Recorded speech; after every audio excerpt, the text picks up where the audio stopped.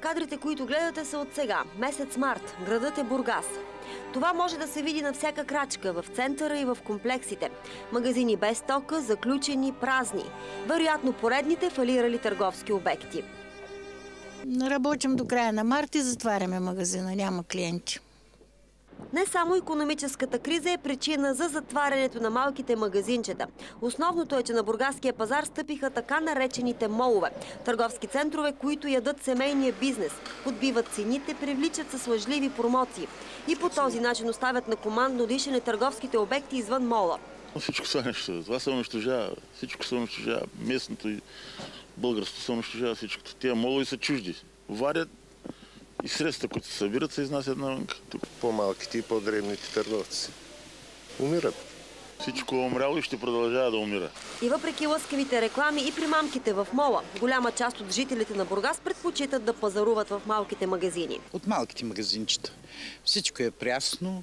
Просто губене на време си мисля, че в мола.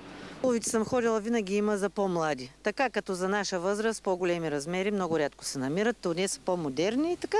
От няколко години в Бургас не е привлечен нито един стратегически инвеститор, казват анализатори. Вместо да се развива икономиката в града, се строят молове. Един такъв търговски център обаче решава трудовата заетост на стотина души, които са ниско квалифицирана работна ръка. В същото време гигантът, наречен мол, унищожава други 200 в кварталните магазини и съсипва малкия и среден бизнес. Само след 2 месеца в Бургас ще отвори друг мол. 4 пъти по-голям от Мол Плаза. Ако на стария разгърнатата му търговска площ е 27 000 квадратни метра, то на новия ще бъде 100 000 квадратни метра разгърната площ.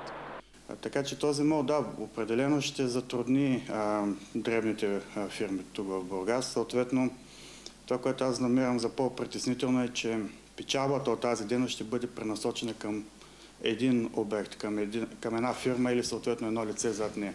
Вместо да има множество малки фирми, които да реализират някаква нормална печалба, сега това ще бъде концентрирано на едно място. Ето това зад мен е огромната сграда на новия мол в Бургас. Той ще отвори врати много скоро, но вече стана ясно, че собственика, израелската фирма, има сериозни финансови затруднения. Към това се прибавя и необслужен заем към Европейската банка за възстановяване и развитие.